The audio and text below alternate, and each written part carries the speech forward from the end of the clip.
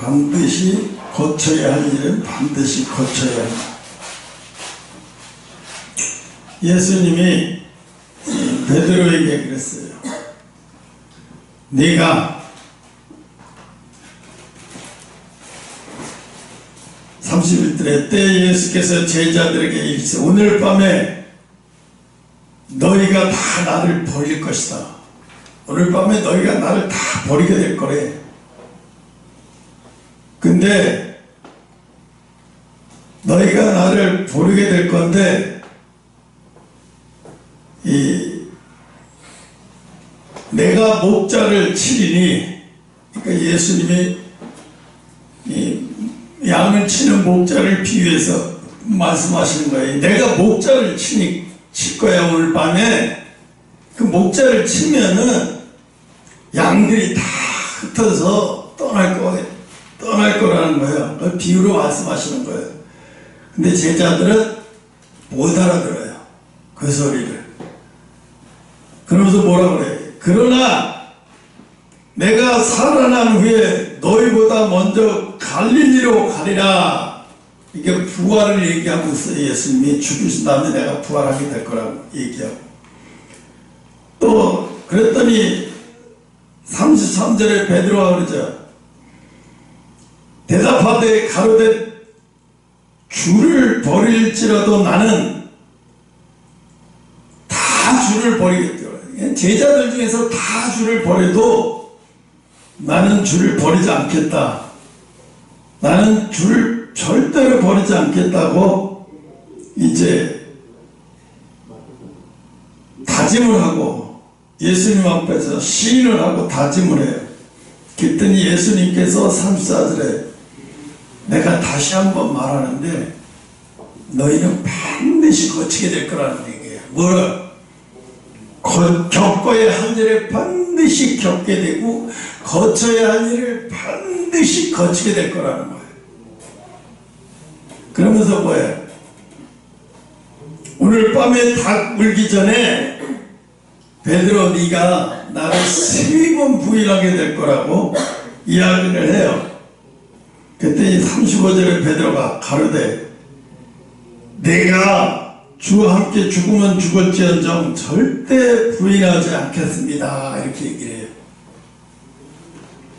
이때까지 제자들의 마음이 뭐야? 깨진 게 아니에요. 제자들의 마음이 깨지지 않았어요.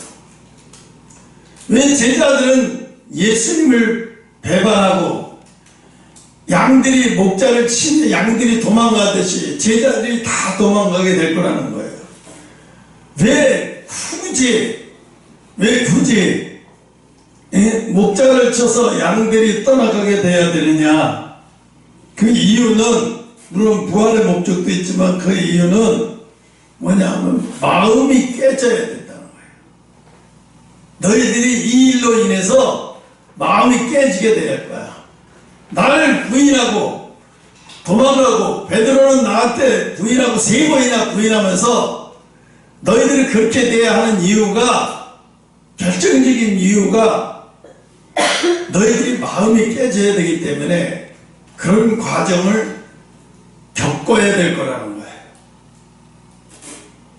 근데 베드로는 그것도 모르면서 아니 나는 절대 그렇게 안 될 거라고, 아니 난 절대 그럴 리가 없습니다, 난 그렇게 안 됩니다, 이렇게 얘기해요. 근데 하나님이 이 보여주시면 자기 의지대로 되는 게 아니에요. 자기 의지와 상관없이 되는 거예요. 왜? 하나님의 말씀은 내 의지와 상관없이 그 일이 벌어지고 그렇게 되어 가요. 엊그제 꿈에 내가 길을 찾지 못하고 막 헤매는 꿈을 꿨어요. 그래서 내가 막 헤매고 막 힘들어 하더라고요. 그러다가 꿈을 깼어요. 근데 그 꿈에서 하나님이 왜 헤매고 있어? 왜 길을 찾지 못하고 헤매냐? 이렇게 말씀하시는 것 같이 멀리서 이렇게 보면서 말씀하시는 것 같아서. 그래서 내가 꿈에서 깨서 깨서 보니까 새벽 2시예요. 그래서 생각했어요. 아니 내가 뭘 또 어둠을 방황하고 또 내가 뭘 또 하나님을 찾지 못해서 헤맨다는 거지. 또 뭐란 말이야. 또 뭐야 이게. 내가 지금까지 여기까지 오면서 조금 더 세상을 안 가려고 철저히 나를 관리해 가면서 철저하게 하고 있는데 하나님 이 말씀이 뭐야 도대체. 이게 뭐지? 내가 하루 일과가 세상 사람들한테 어디 나가는 것도 아니고 세상들을 향해서 시덕거리는 것도 아니고 거의 나 혼자 있고 아니면 성경 읽고 아니면 설교 이거밖에 없는데 근데 또 그리고 잤어요. 자고 나는데 또 꿈을 꿨는데 우리 사택에 이 소파에 있는 현관에 3분의 1 정도만 햇빛이 들어오고 나머지는 침대를 다 가려버리더라고. 그리고 햇빛이 조금만 들어오더라고. 이게 뭐지? 내가 사모한테도 이런 말까지 다 하고 깼어요. 이런 말까지 도 했어요. 근데 이게 뭘까 생각을 해봤어요. 그러면서 내 생각이 뭐냐면 실수하지 말아야지. 하나님이 나보고 또 헤맨다 보니까 실수하지 말아야지. 이런 생각을 해서 그래서 내 의지를 정신을 바짝 차리고 와야 되겠다 이 생각을 했는데 내 의지와 아무 상관이 없어요. 하나님이 다 은혜를 싹 걷어버리는 거예요. 은혜를 싹 걷어버리는 거예요. 그리고 내 상황이 그렇게 되게 만들어버려요. 그래서 그걸 깨닫는 순간에 이번 주 설교는 베드로 이 얘기가 되겠구나. 연결이 딱 되는 순간에 설교는 이번 주 설교는 베드로가 3번 부인하는 게 이거네. 그리고 설교 제목이 딱 잡혀버렸어요. 베드로는 알아요.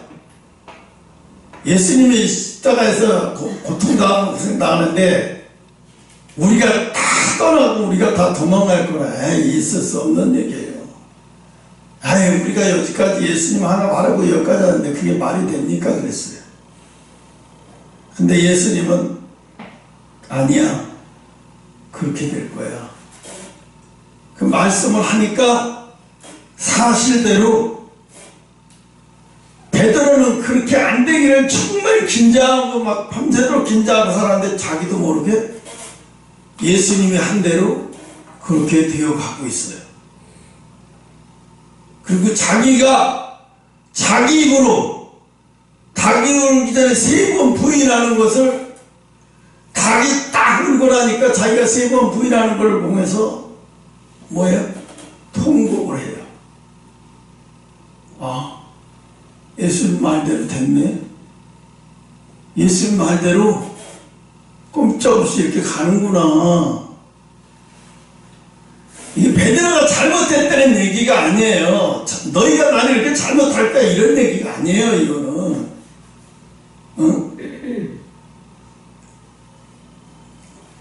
인간은 아담과 하와가 죄를 짓고 나서부터 타락하는 순간부터 그 순간부터 인간은 망가졌어요. 마음이 망가졌어요.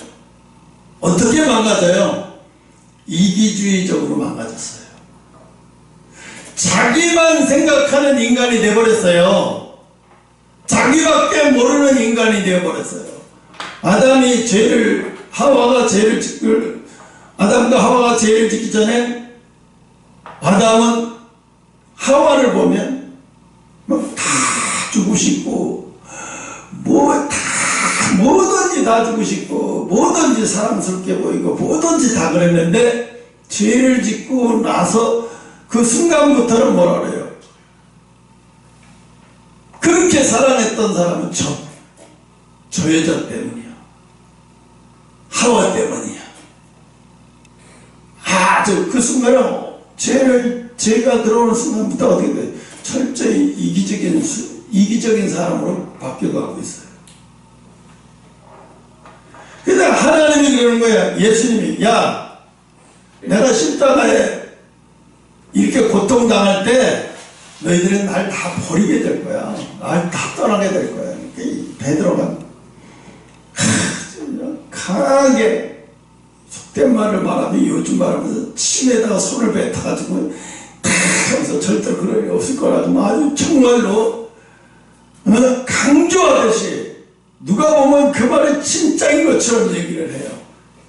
근데 그런 환경이 딱 오니까 진짜로 베드로가 그렇게 돼버리는 거예요.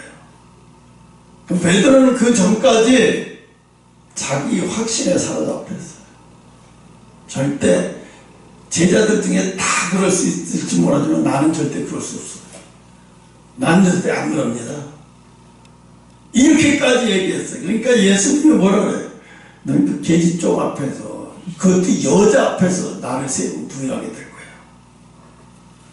거예요. 결국은 세 번 부인하고 나니까 닭이 탁 우는 순간에 예수님이 한 얘기가 빡 떠올랐어요. 그때 베드로는 뭐예요? 수치심과 고통스러움이 한꺼번에 오면서 견딜 수가 없는 거예요. 그래서 어떻게 해요? 수치심과 고통이 견딜 수가 없으니까 어떻게 해요? 돌아가 버려요. 자기가 왔던 길로 다 돌아가 버려요. 돌아가서 옛날에 과거에 자기가 하던 일로 다시 돌아가요. 어부의 일로 다시 돌아가요. 과거로 다시 돌아가는 거예요. 왜 예수님은 그거 뻔히 꼭 그래야만 했나? 뻔히 아시면서 뭘 그렇게까지 해야 되나? 여러분, 우리의 혼은 망가져 버렸어요. 아담과 하와가 죄를 지는 순간부터 우리의 혼을 망가져 버렸어요. 그래서 혼은 믿을 게 못 돼요. 혼은 신뢰할 게 못 돼요. 혼은 완전히 망가져 버렸어요. 어떻게? 이기주의적으로 망가져 버렸어요. 어제 그 집회에서 누구야? 두레교회 김진홍 목사님이 나와서 그 얘기를 하더라고요. 이재명 대표가 대통령이 되면 안 되는 이유가 뭐냐면 이 사람은 자기밖에 모르는 사람이다. 민주당이 자기를 위해서, 온 민주당이 자기를 위해서 있어야 되고, 온 법관들이 자기를 위해서 있어야 되고, 모든 것도 자기를 위해서. 그래서 법무부 장관을 탄핵시킨 이유가 자기를 째려봤다는 이유. 그 탄핵의 사유가 거기 적혀있어요. 자기를 째려봤다는 이유로 탄핵이에요. 그래서 그분이 그래요. 그 김준호 목사, 이 사람이 대통령이 되면 큰일 날 사람이다. 왜? 국민은 없는 사람이다. 온통 자기밖에 없어. 자기밖에 없는 사람이에요. 자기만. 그러니까 자기밖에 없는 사람이고 국민은 안중에도 없고 당도 없는 사람이다, 이 사람. 그러니까 이런 사람이 대통령이 되면 안 된다. 왜? 이 사람이 대표적으로 한 가지만 해서 자기밖에 모르는 사람이라. 맞죠? 맞아요. 몰라요. 자기밖에 모르는 사람이에요. 그러니까 대한민국이 이렇게 망가져 가잖아요. 응? 하나님이 에스겔서 44장 9절, 예레미야 9장 20절에 보면 마음의 할례를 받지 못한 자는 하나님의 나라에 들어갈 수 없대요. 마음의 할례를 받지 못한 자는 하나님 나라에 들어갈 수 없대. 마음의 할례가 뭐예요? 마음의 할례, 마음을 찢어야 되죠. 할례는 뭐야? 남자의 성기의 두피를 잘라버리는 거예요. 찢어버리는 거예요. 그건 뭐야? 엄청난 고통을 따라요. 말도 못하는 고통. 이게 지금 약이 있으니까 단지 그때는 약도 없고요.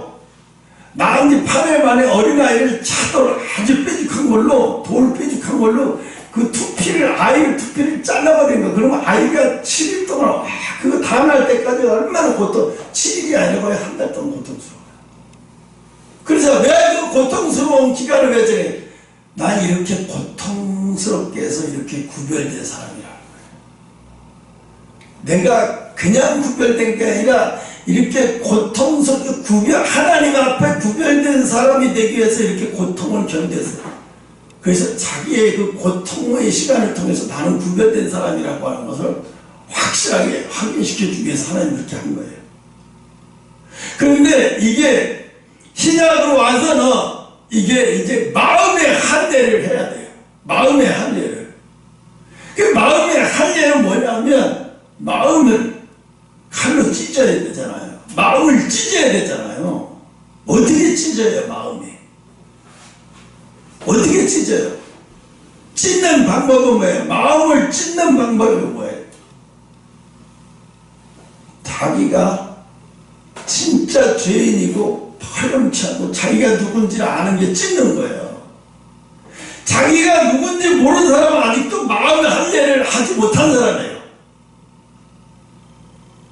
자기가 누군지 아는 사람은요, 자기가 누군지 아는 사람은 이제 마음의 할례를 한 사람이에요. 자기가 누군지 모르는 사람은 절대로, 자기가 누군지 모르는 사람은요, 그 사람은 무엇을 맡기든지 위험한 사람이에요. 왜? 자기가 누군지 몰라요. 왜? 사람들이 김문수 장관을 엄청 좋아해요. 보수층에서. 왜 좋아하느냐? 그 사람은 자기가 누군지 너무 잘한다는 거예요. 그래서 뭐라 그래? 광화문 세력들이 불러서 당신이 대통령 되면, 아니야. 나 같은 사람 대통령 되면 안 돼요. 왜요? 나는 공산주의라고 해서 그동안에 나라를 엄청나게 나쁘게 만들고, 내 제자들이 지금 온 나라를 단 한번 데리고 있고, 난 그런 짓을 하는 사람이에요. 나 이제 전향한 지 얼마나 안 됐어요. 나 같은 사람 대통령 되면 안 돼요. 그리고 극구 반대를 해요. 왜? 자기가 누군지 너무 잘 알아요. 자기가 누군지 너무 잘 알고, 이재명이가 누군지 너무 잘 알아요. 그러니까 어디 가서든지 내가 누구고 이재명이가 누구 너무 잘 알고 민주당이 누군지 너무 잘 아니까 어디 가서는 가고 다 한대요. 왜? 자기가 누군지 너무 잘 알아요. 자기를 숨기지 않아요. 그러니까 말해요. 주사파들이 막 공격을 하면 뭐라 그래요? 이보셔, 누구누구씨 공부 좀 더 해. 난 주사파를 가르치던 사람이야. 그 정도 실력, 그렇게 공부를 안 해가지고 지금 질문이라고 그걸 하고 있는 거야. 막 뭐라고 뚝 떠 쓰는 거야. 벌써. 왜? 이 사람은 거기에 우두머리였기 때문에. 응? 왜? 자기가 누구였던 거는 너무 잘하는 거예요. 왜? 할례 받지 못하면 자기가 누군지 모르는 거예요. 그게 뭐예요? 할례 받지 못했다는 거예요. 마음을 찢어버려요. 여러분, 내가 어제요, 애견이 죽을 때, 동물의 애견들의 습성을 죽을 때 마지막 숨 넘어가서 끊어지는 거 왜곡하면 뭐 이런 거 다 봤어요. 근데 대개가요, 아주 충격 애견은요, 주인 앞에서 자기가 죽는 모습을 안 보이려고 해요. 그래서 어떻게 해요? 주인이 있는데 자기가 죽는 모습을 안 보이기 위해서 막 가요. 그래서 주인이 안 보이는 데 가서 거기 가서 죽어요. 왜? 내가 강해서 항상 주인을 지켜줘야 되는데, 내가 주인을 지켜줘야 되는데 이렇게 내가 약해 빠진 모습을 보이면 주인에게 실망을 주기 싫어서, 그래서 자기가 안 보이는 데 가서 죽어가요. 그래서 안 보이는 데 가서 죽는 거예요. 왜? 주인을 실망을 시키고 싶지 않아서. 내가 주인을 이렇게 약해 빠져서 주인을 못 지킬까봐, 주인이 실망할까봐. 그래서 자기의 모습을 안 보이고, 그래서 주인이 없는 데 가서 죽어간대요. 그래서 일부러 주인이 없는 데 가서 죽는 거예요. 그때 내가 깨닫죠. 꼬미가 일부러, 우리가 꼬미의 약한 모습, 꼬미가 보이기 싫어서 우리가 간 다음에 죽었구나. 마지막에 죽는 그 모습이 우리 꼬미만 그렇게 죽는 게 아니에요. 막 리트리버 무슨 뭐도 이런 개들이요, 하나같이 주인 없는 데서 그렇게 이렇게 마지막 힘까지 다 짜다 이렇게 자기 약한 모습 안 보이라고요. 왜? 나는 당신을 지키는 사람이었는데, 나는 당신을 지켜주는 사람인데 내가 이렇게 앞에 빠진 거 보이면 당신이 실망할까? 우리 주인이 나보고 실망할까? 주인을 사랑하는 마음이 강아지지만 그 충격이 상상을 초월하는 거예요. 거기에 눈물 뚝뚝 흘리면서 봤어요. 아,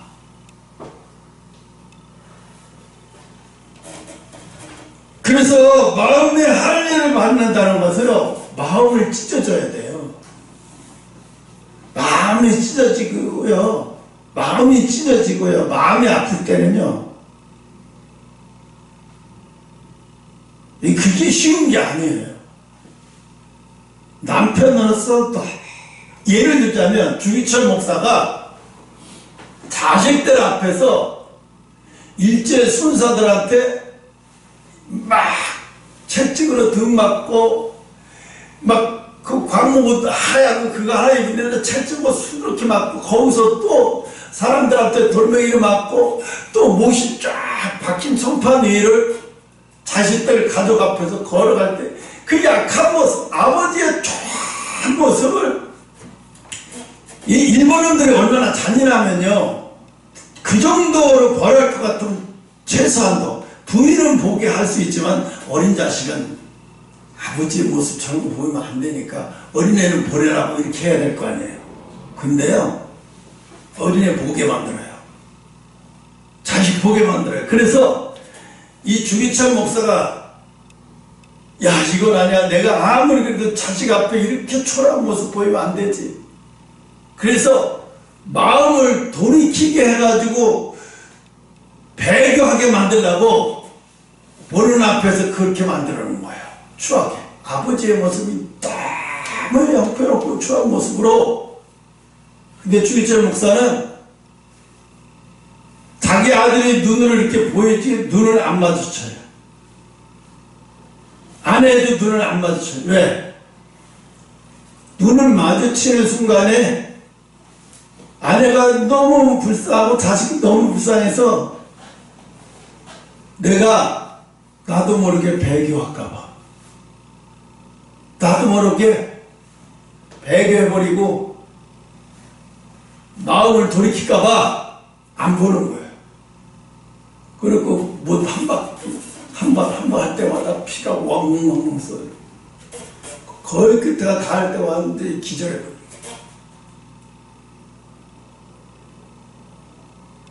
영적인 거로 지금도 똑같아요. 예수님이 하나님의 아들이라고 하고 왕으로 오셨다고 하는데 유대인들한테 채찍을 맞고 창맞고 하는데 그 초라한 모습에, 그저 너무너무 보잘것없는 초라한 모습에 제자들이 못 견디는 거예요. 우리는 이렇게 초라한 모습 스스로를 생각해 본 적이 없어요. 이렇게 맞아가면서 하나님의 아들이라고 하고 막 그동안 소경도 낳고 막 어마어마한 일을 해갔던 대단한 줄 알았는데 형편없이 막 맞으면서 막 통곡을 하고 막 피를 흘리면서 막 이러는데 제자들이 스스로를 보는 게 너무 초라한 거예요. 견딜 수 없이 초라한 거예요. 다 떠나버린 거예요. 그 모습이 싫어서. 그 모습이 너무 싫어서 다 떠나버리는 거예요. 예수님은 왜 그렇게 하셨을까요? 제자들은 그걸 통해서 뭐를 깨달아야 되냐면 자기가 죄인인 것을 깨닫게 만들어요. 나중에 그들이 진짜 깨달아 가지고 마음을 찢었잖아요. 다 제자들이 마음을 다 찢고 난 제자들은 어떻게 됐어요? 하나같이 같이 다 자기들이 스스로 순교의 길을 택해서 다 죽어버렸어요. 왜 그렇게 됐을까요? 나는 스승을 버린 사람이야. 스승의 그 고통을 너무 창피하고 부끄럽게 여겼어. 스승의 고통을 너무 창피하고 부끄럽게 여겼어. 난 지난 한 주간이 그랬어요. 집에 있는 게 너무 힘들어요. 아버지로서, 남편으로서 창피하고 부끄럽고 너무 견딜 수 없어요. 내 아무 능력도 없는 게, 내 자신 아무 능력도 없는 게 너무 창피하고 부끄러워서, 응? 얼마나 고통스럽고 창피하고 부끄러운지. 내가 지난주에 생일이었잖아, 지지난주. 근데 왜 생일에 내가 미치겠는 거야. 집에 저녁 때 있는 게 너무 내가 너무 창피하고 부끄러워서 피했어요. 안 들어왔어요, 사실. 근데 3월 내가 볼 일이 있어서 바빠서 못 들어온 줄 알아요. 아니에요. 내가 안 들어왔어요. 일부러 안 들어왔어요. 내 모습이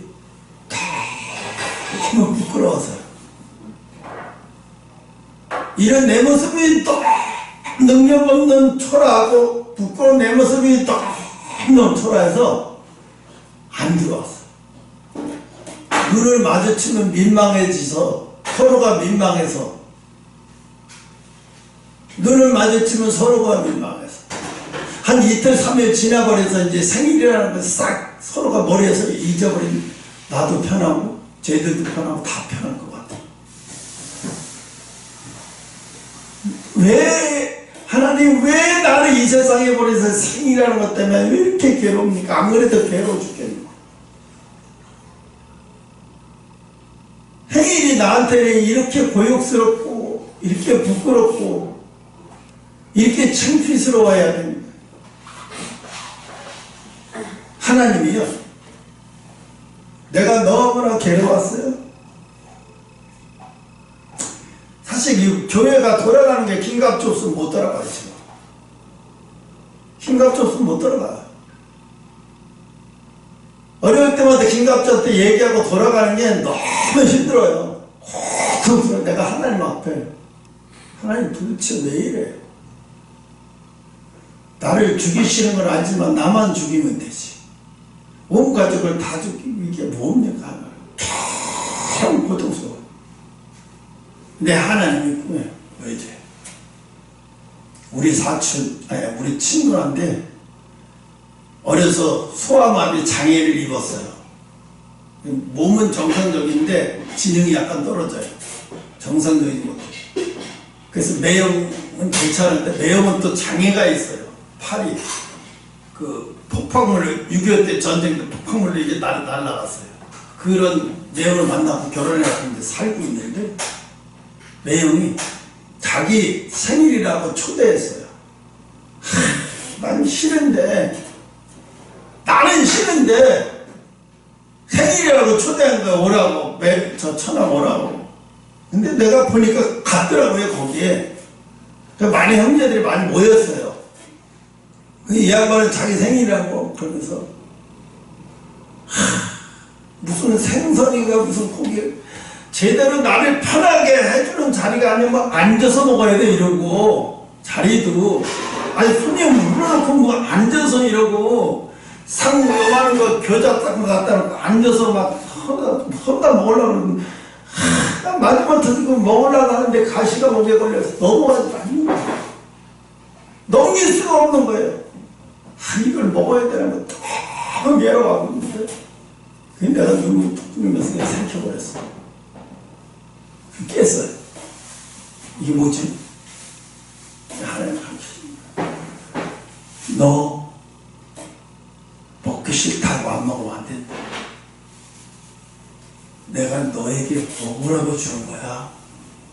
내가 너에게 먹으라고 준 거는 더러운 게 아니야. 너 왜 내가 준다고 생각하지 않고 사람이 준다고 생각하냐? 왜 내가 준다고 생각 안 하고 사람이 준다고 생각하고 더럽게 여기면서 힘들어하냐? 고통스러워하냐? 하나님이 야단치는 거였어요. 야단치는 거였어요. 정말 힘들었어요.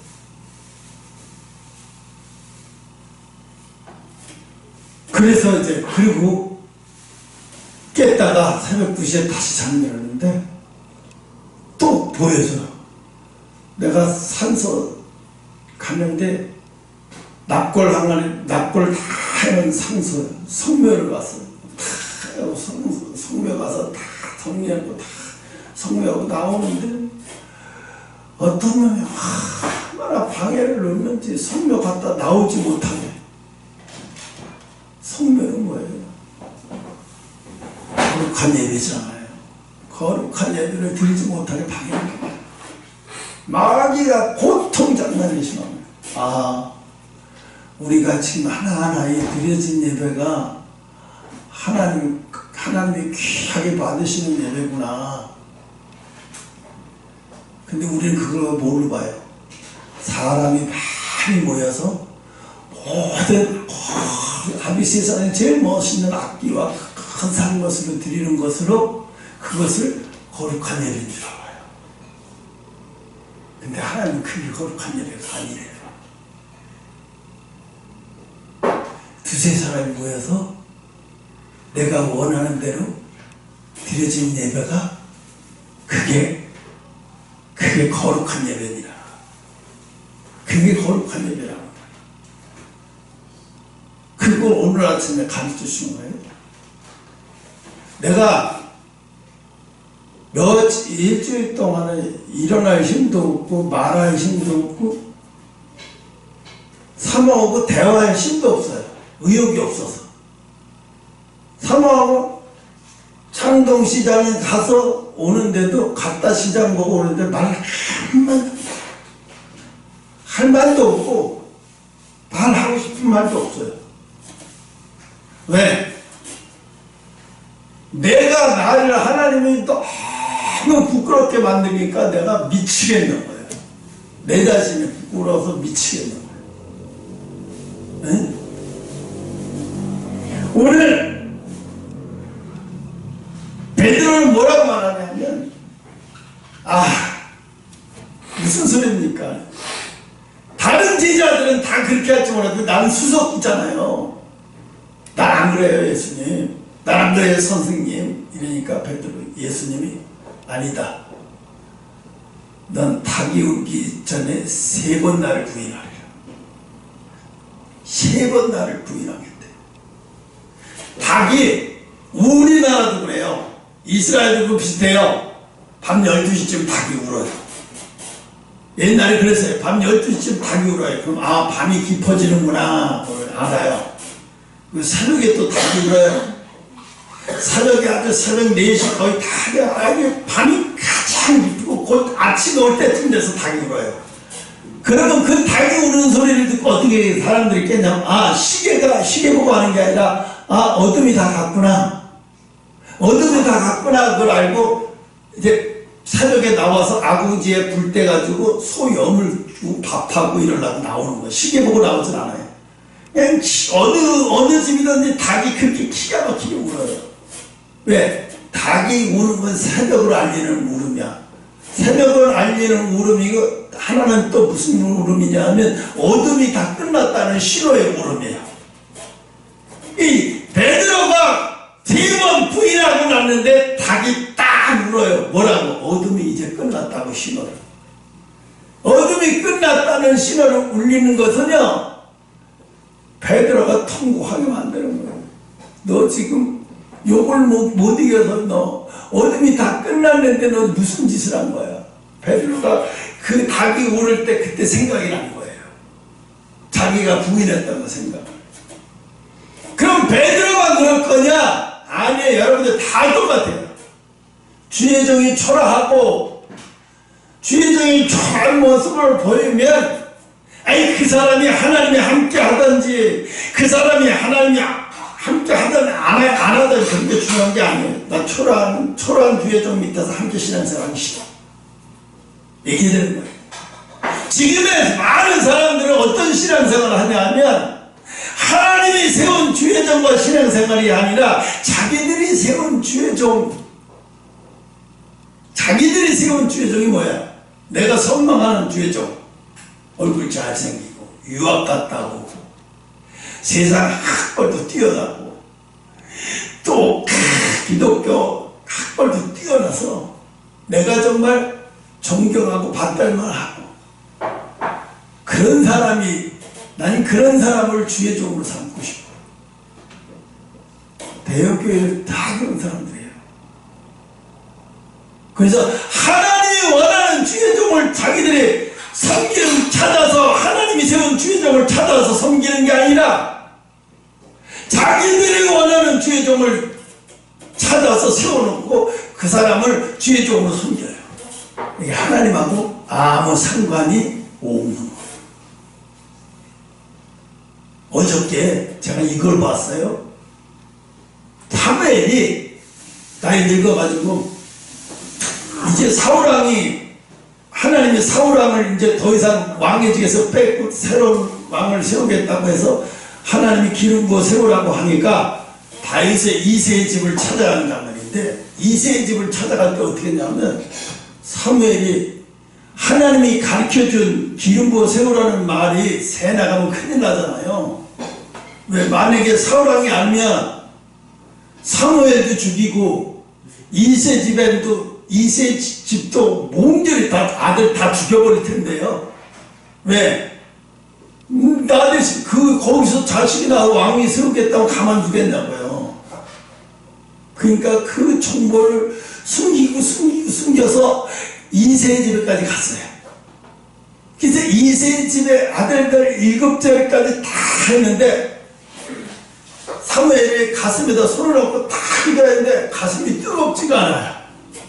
그러니까 아니다, 이거 이상하다. 또 아들 없냐 그랬더니 이새가 이렇게 얘기해. 하나 있긴 있는데 그 자식은 혼의 자식이라서 내가 정통 나의 부인에게서 태어난 자식이 아니라 혼의 자식이 하나 있는데 그 자식은 자식으로 여길 수가 없다고 혼의 자식이라고. 그렇게 상당히 혼의 자식도 못해 데려와. 그 데리고 왔어. 그러니까 아직 어려. 16, 17밖에 안 돼. 이 사무엘이 가슴에다 손을 얹고 막 기도를 하는데 사무엘이 기도하다가 뒤로 발로 나가 빠져요. 왜? 가슴에 불이 있는 거야. 너무 뜨거워서 뒤로 발로 나가서 빠지면서 사무엘이 깜짝 놀래요. 그 다음부터 머리 달아서 기도를 하는 거예요. 아, 너구나. 그러면서 뭐라 그래요? 지금부터 너 목숨을 잘 부지해야 된다. 목숨 관리 잘 해야 돼. 나도 지금으로 바로 가서 이제 숨어 들어가 살 거야. 왜? 사무엘왕이 알면 너도 죽이고 나도 죽이고 다 끝장나는 거야. 그러니까 절대로 비밀을 누설하지 말라. 근데 진짜로 사무엘을 다윗을 죽이려고 그 영화를 보는데 너무 실감 나더라고요. 근데 여태까지 본 영화 중에 진짜 실감 나더라고요. 그걸 보면서 뭐 깨달았냐면 지금 이 시대가 다를 게 하나도 없어요. 다른 게 하나도 없어요. 자기 아들을 대형교회는 주식회사가 돼갖고 자기가 아들을 자기가 세워요. 그래야 교회가 안전하다고. 하나님이 세운 종을 세우는 게 아니라 교회 안전을 위해서 내 아들을 세워야 되는 거예요.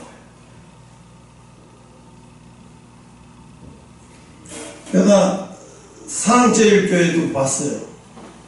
당회장 목사가 이영환이에요. 그 이영환이라는 친구 전도사였어요. 얼마 전까지만 해도. 나이 40도 채 안 돼. 결혼한 지 얼마 안 됐고 이제 목사 된 지 1, 2년 됐나요? 근데 걔가 당회장이래. 나는 너무 놀래버렸어요. 당회장이면 목회를 한 20년은 해야 돼. 최소한 10년, 20년은 해야 하고 나이 40 한 50대는 돼야지. 이제 엊그제 목사 연습하다가 겨우 목사가 된 애를 갖다 당회장이라고. 그리고 누구야? 정강 목사님은 원로 목사로 이제 70세가 됐으니까 원로 목사로 나앉았다는 거예요. 그래서 우리 교회 당회장은 이영만이라는 거예요. 깜짝 놀라버렸어요.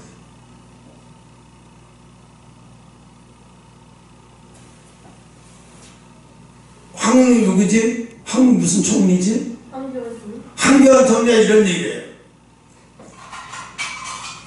정당원 목사님은 2019년도까지만 해도 훌륭한 목사님이었는데 정치에 욕심이 들어가고 타락한 목회자다 이렇게.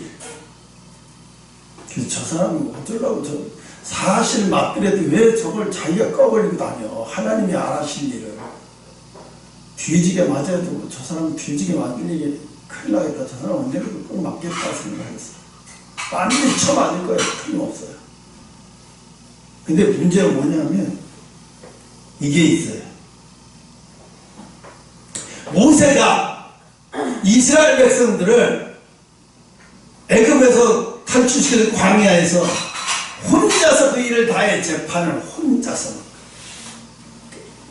모세는요 바로의 공주의 아들로 자랐기 때문에 모세가 어떤 병이 있냐면 결벽증이 있어요. 왜? 자기는 실제로는 바로의 공주의 아들이 아니기 때문에 핏줄로도 그래도 못하고 주워온 자식이기 때문에 결벽증이 걸려서 내가 완벽하게 바로의 공주의 아들이어야 된다는 것 때문에 엄청나게 결벽증이 심하다고요. 그래서 뭐든지 자기가 해요. 그러니까 이스라엘 백성들을 광야에 이끌고 나서도 그 어마어마한 재판을 자기 혼자서만 다 하는 거야. 자기 혼자서. 피곤에 쪄들었는데 자기 혼자서 자기 아니면 안 된다고 생각하는 거야. 모세가 엄청난 결벽증이 걸린 걸 알고 자기 이드로가 불러서 모세 아들아 너 왜 그렇게 하니? 너 혼자서 다 하려고 하니 왜? 나눠서 하고 가장 어려운 것은 네가 재판하고 50부장, 100부장, 1000부장 이렇게 나눠서 하고 가장 그들이 하기 가장 어려운 건 너한테 가 네가 헌법재판관이야. 그때 그거는 네가 해. 그리고 가르쳐 주니까 그렇게 하니까 진짜로 편해. 그때서 뭐예요? 모세가 결벽증에서 태어났어요. 모든 걸 자기가 자기 아니면 안 된다고 하는 게 아니라 분하고 다 맡기고 자기는 중요한 결정을 하다가 맡겨버린 거예요. 네? 뭐 얘기하려고 그래서 이렇게 나왔지? 응? 건강수첩 얘기 원로 그분이 지금 그런 소리를 듣는 거예요. 자기가 아니면 안 된다고. 모든 데 자기가 해요. 물론 하나님이 쓰시는 분이고 귀한 일을 하긴 하지만 분업을 했어야 하는 거예요. 지금 전환길하고 붙어서 막 싸우고 막 이러고 저러고 막 싸워. 자기 하천 막내 동생 뻘에 전환길이에요. 20년 차이가 나죠. 15년, 20년 차이 막내 동생 뻘이에요. 싸울 필요도 없고요. 전환길이는 전환길이가 다니면서 하는 얘기가 있어요. 많은 사람들 깨우는 얘기가 있어요. 자기가 못하는 거, 광화문 집단이 못하는 거 전환길이가 또 해요. 내려줘야 하게끔. 우리는 우리가 할 수 있는 걸 하고 중요한 건 뭐예요? 전환길이나 나나 우리의 목적은 광화문 집단이 아니에요. 대한민국이 깨어나서 대한민국을 완전 체제를 자유민주공화국으로 바꾸는 체제를 하는 것, 거기에 목적이 있는 거지. 누가 이 세력이 내가 광화문에서 얼마나 오래 했는데 무슨 이런 거 알력을 얘기하면 이건 퇴색되는 거예요. 이건 퇴색되는 거예요. 근데 모세는 그렇게 안 했죠. 놔버렸잖아요. 분홍 딱딱 시키고 내가 하려고 내가 하고 다른 사람이 할 수 있는 다른 사람이 하고. 지금 문제가 이게 많아요. 왜 이럴까요? 어리석어서 그래요. 어리석어. 응? 어리석다는 얘기 뭐야? 아직도 마음에 할례가 들댔어. 진짜 나라 걱정이 들면 이순신 장군이 진짜 나라 걱정이 되니까 자기 죽었다고 알리지 말아달라고 얘기하잖아요. 진짜 나라 걱정이 되면 광화문이냐 무슨 코리아? 세이브 코리아냐 그렇게 중요한 게 아니에요.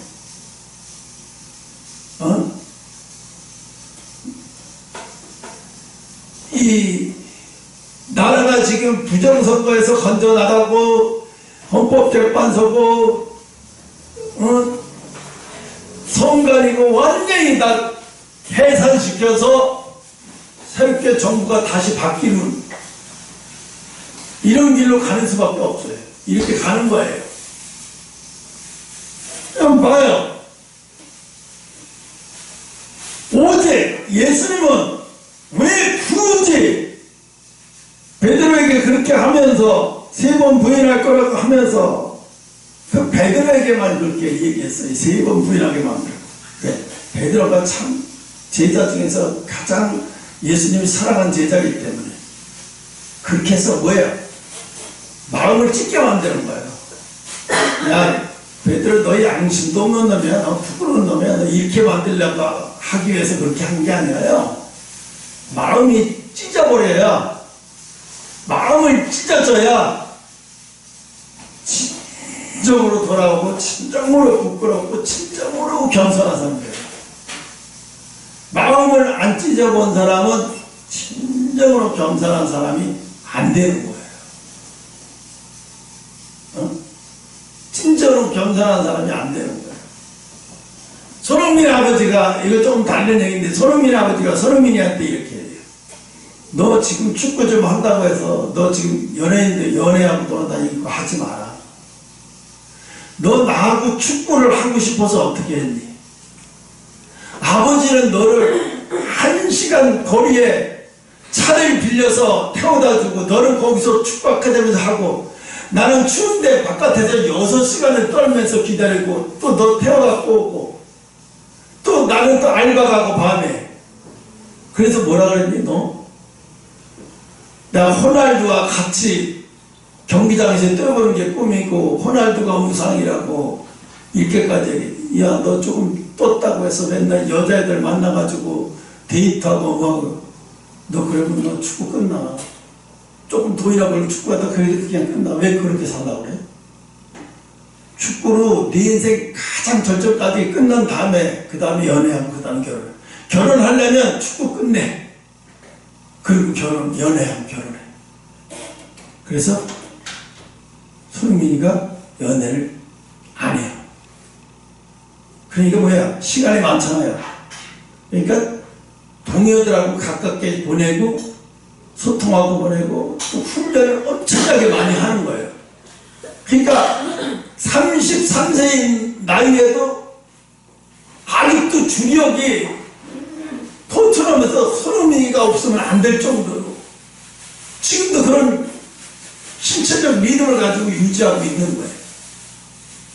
왜? 거기서 배워야 돼요. 뭘 배워야 되냐? 축구를 정말 축구에 인생을 걸었으면 축구만 생각해. 연애 생각하지 말고. 그리고 축구를 그만둬야 되겠다 할 때 그때 연애 생각하고 결혼 생각해. 나도 여러분 그렇게 생각했어. 들림받을 때가 가까이 되는데 결혼은 무슨 결혼이냐. 그냥 이렇게 했다 예수님 앞에 들림받아 가지라고 생각, 이게 내 생각이에요. 근데 하나님 뭐라 그래요? 결혼시켜라. 자기들이 안 가면 몰라도 결혼시켜. 근데 나는 걱정이 되는 거야. 아니 결혼시켜.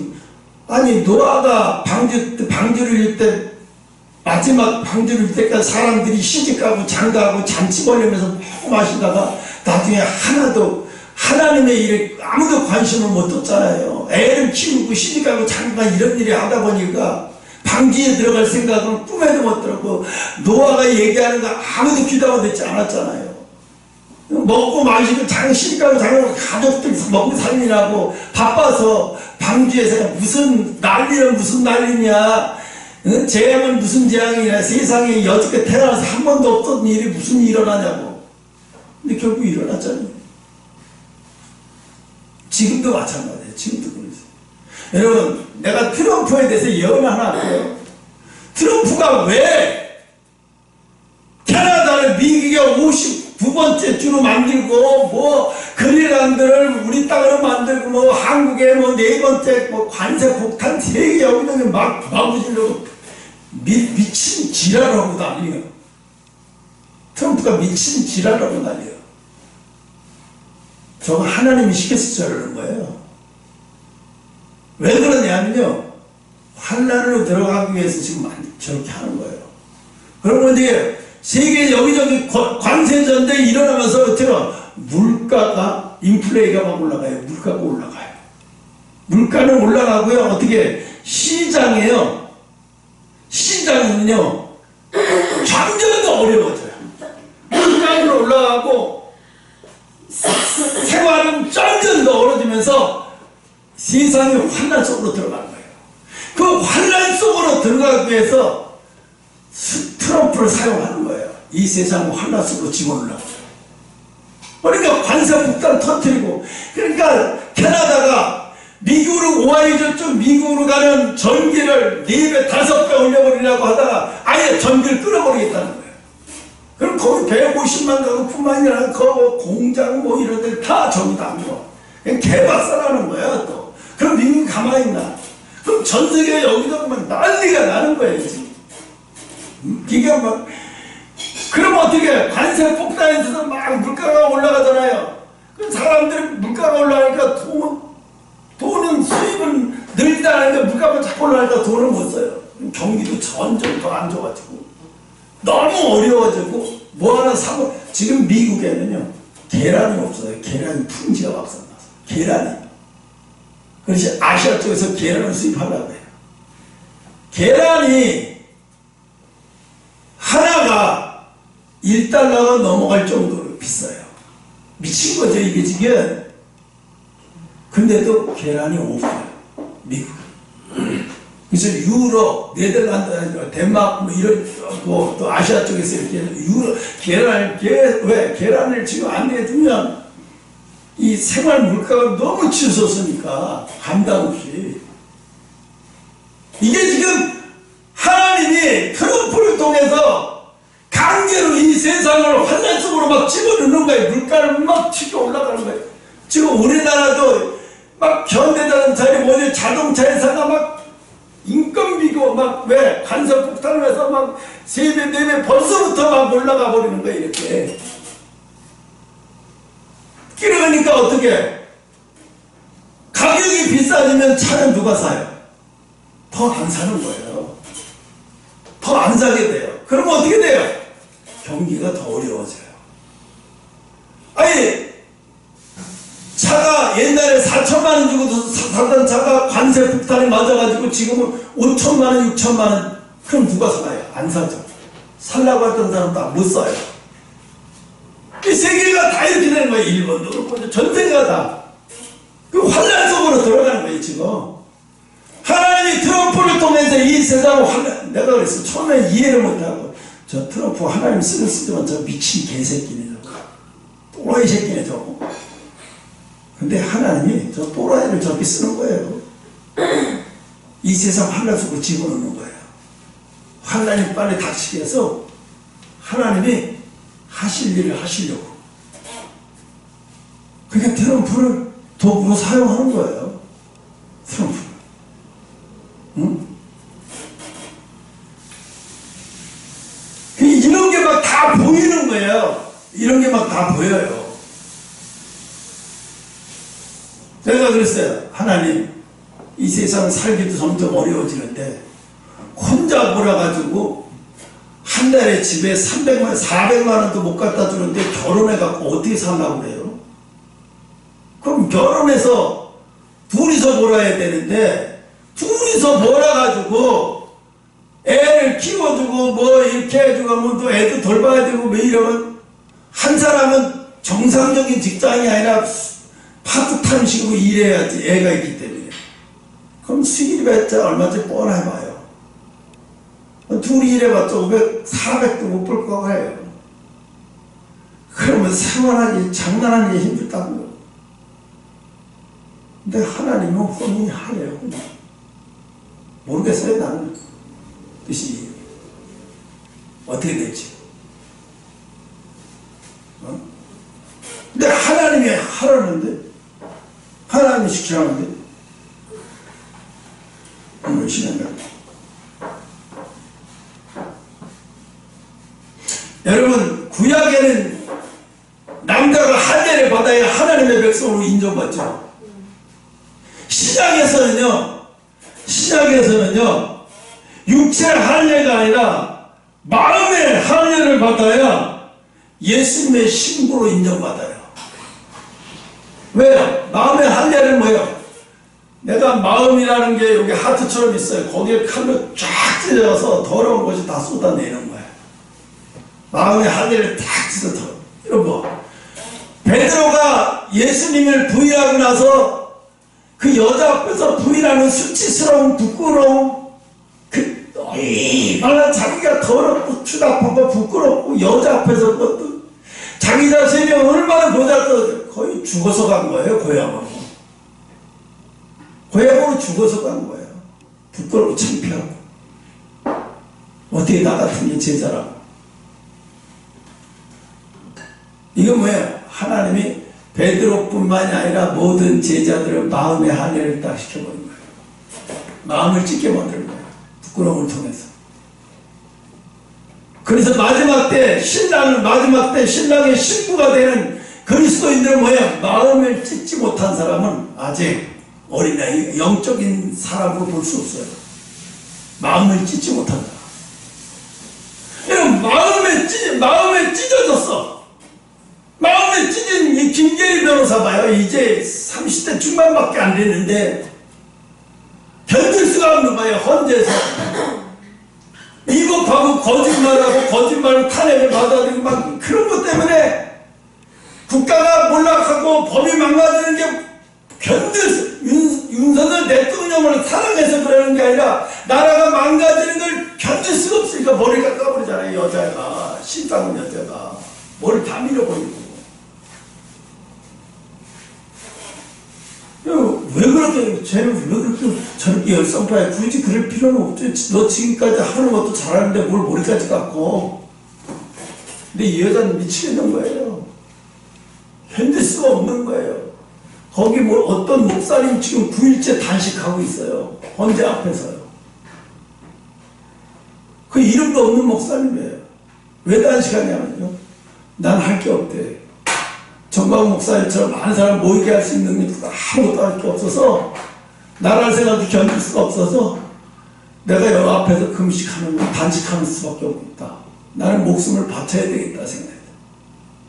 여러분, 하나님이 홍시원 목사를 왜 영적인 대표로 삼았을까요?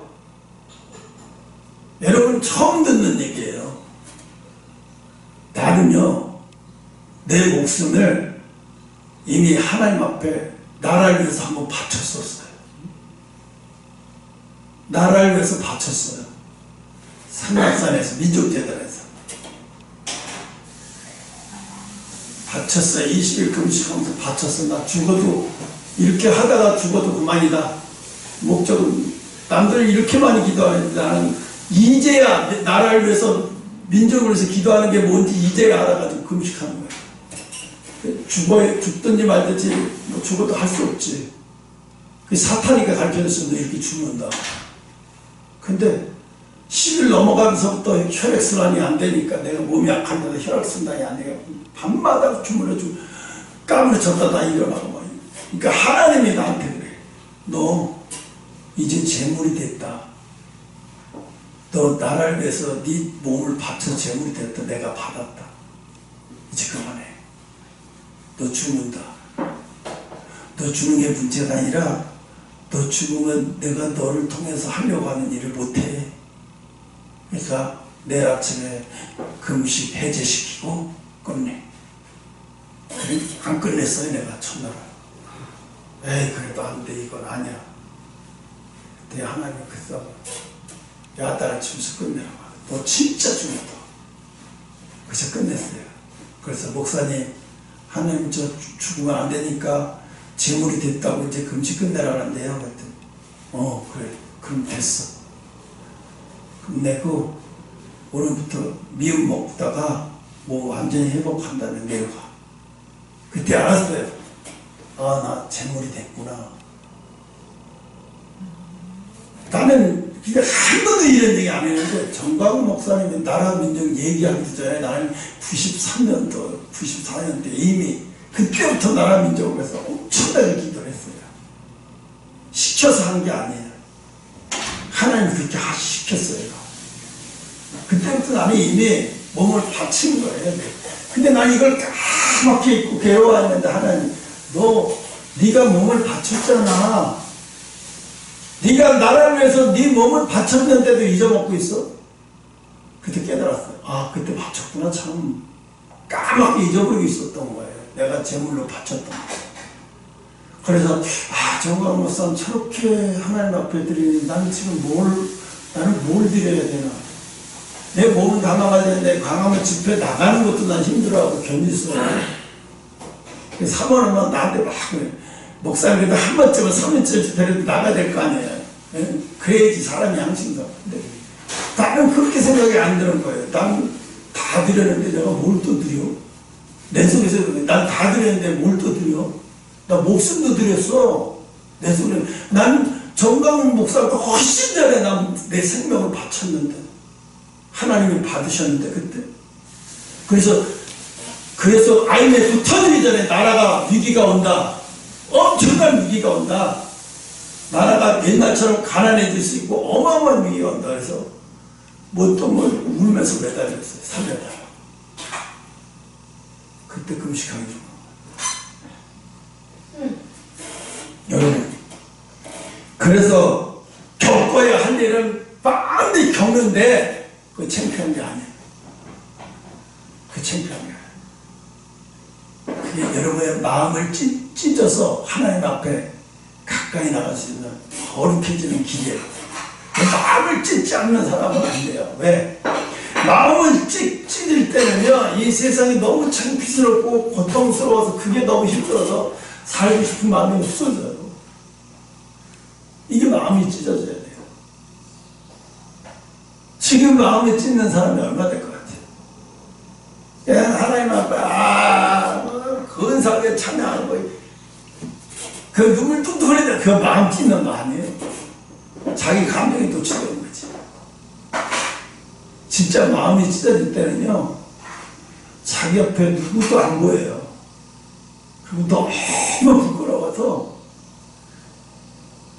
개가 죽을 때 돼서 자기 초라하고 부끄러운 모습 주인한테 안 보이려고 숨은 데 가서 죽어가듯이 내가 그렇게 산다. 일주일 동안 그랬다니까요. 그렇게 힘들었다. 그래서 오늘 반드시 하나님이 거쳐야 할 것을 이렇게 꾸며서 뭐 해줬다고 해서 내가 잘못해서 그런 게 아니에요. 하나님이 하나님의 일 하시려고 하시는 거였어요. 나는 또 내가 뭘 잘못했는가 하고 막 얼마나 힘들었는지 몰라. 하나님 나를 해결시켜주세요. 뭘 잘못했는지요. 근데 어리석이 짝이 없어. 왜? 내가 자꾸 인본주의를 생각하는 거야. 어리석이 자꾸 인본주의. 10분이나 걸려. 이거 맞춥시다.